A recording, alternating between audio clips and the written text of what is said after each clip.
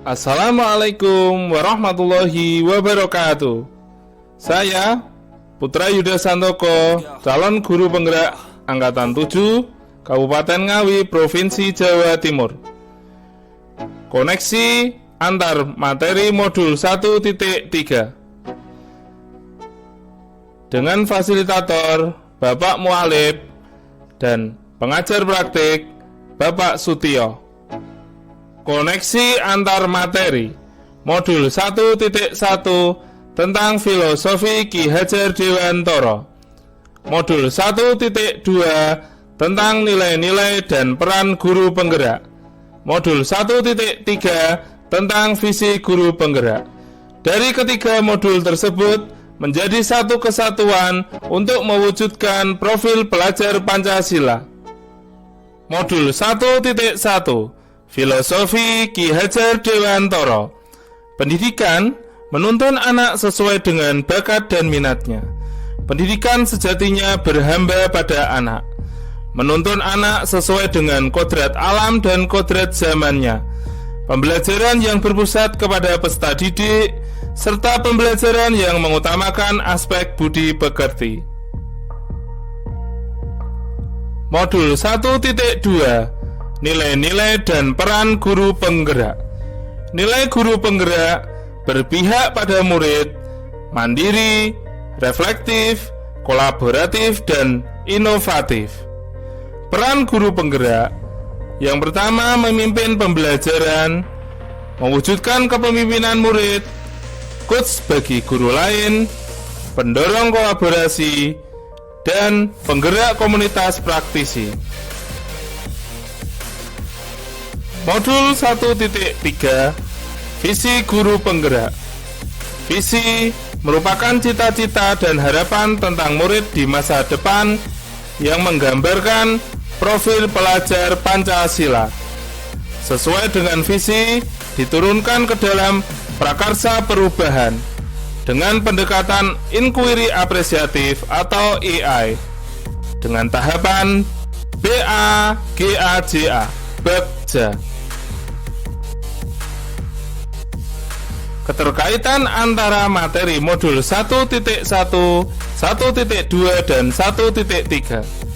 Seorang pendidik harus memahami konsep pendidikan sebagai pemahaman Ki Hajar Dewantara, bahwa pendidikan haruslah berpihak kepada murid, menghamba pada murid, dan menuntun murid sesuai dengan kodrat alam dan kodrat zamannya.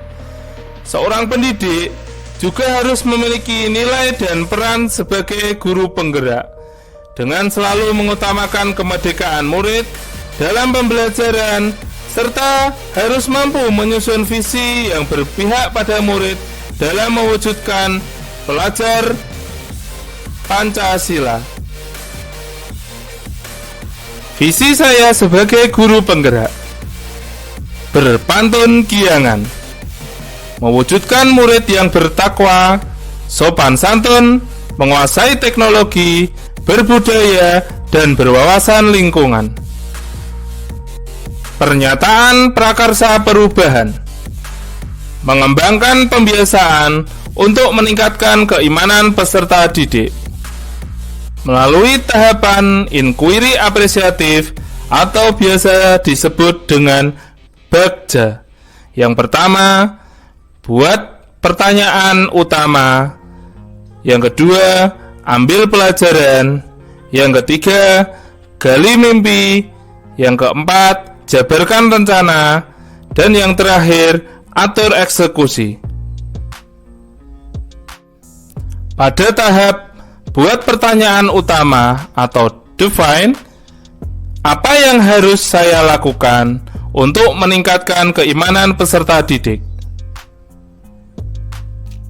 Tindakan yang saya lakukan adalah berkonsultasi dengan kepala sekolah dan rekan sejawat tentang pengembangan keimanan peserta didik melalui pembiasaan yang dapat dilakukan di sekolah. Yang kedua, mencari referensi mengenai kegiatan untuk meningkatkan keimanan peserta didik. Pada tahapan ambil pelajaran atau discover, aktivitas apa saja yang menurut peserta didik dapat meningkatkan keimanannya? Siapakah di sekolah yang mempunyai pengalaman pernah menjalankan pembiasaan untuk meningkatkan keimanan peserta didik? Tindakan yang saya lakukan, mewawancarai atau survei pengalaman, pendapat guru, dari kepala sekolah, murid, atau orang tua. Yang kedua, mencari contoh nyata bagaimana pembiasaan yang dapat meningkatkan keimanan peserta didik berjalan melalui wawancara, korespondensi, studi literatur, secara mandiri dan kolaborasi.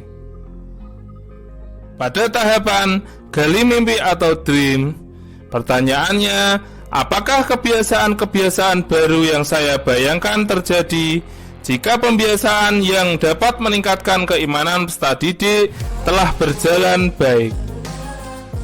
Tindakan yang saya lakukan, yang pertama, membuat daftar pembiasaan baru yang akan saya peroleh dari referensi.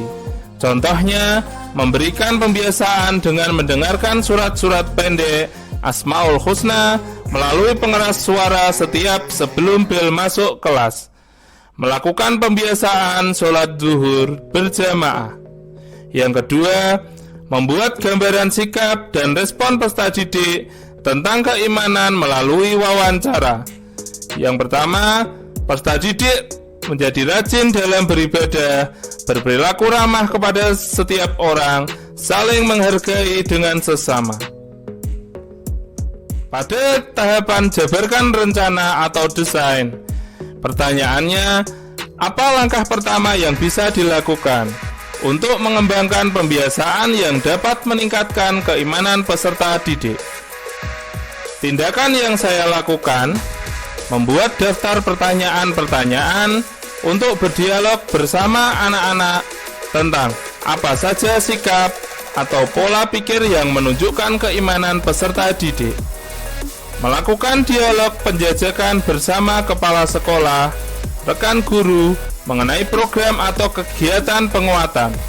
Misalnya, kebijakan mengenai visi sekolah, yaitu beriman dan bertakwa kepada Tuhan Yang Maha Esa, yang dapat meningkatkan keimanan peserta didik di sekolah. Tindakan yang saya lakukan, membuat daftar pada tahap atur eksekusi atau deliver. Pertanyaannya, siapa yang bisa mengarahkan atau memantau saya dalam menerapkan dan mengembangkan pembiasaan yang dapat meningkatkan keimanan peserta didik? Tindakan yang saya lakukan yaitu mengajak rekan guru lain atau kepala sekolah untuk mengobservasi peserta didik setiap awal bulan. Kesimpulannya, dalam membuat sebuah impian atau visi, harus menggali potensi positif dalam diri untuk membuat rencana dari aksi, lalu melakukan aksi nyata untuk visi yang telah dibuat. Walaupun nantinya akan ada hambatan dan rintangan, namun harus tetap fokus pada visi atau memiliki prinsip dalam dirinya, sehingga nantinya akan mencapai puncak dari impian yang telah kita buat. Itulah koneksi antar materi modul 1.3 yang telah saya buat. Salam sehat dan bahagia. Salam guru penggerak. Wassalamualaikum warahmatullahi wabarakatuh.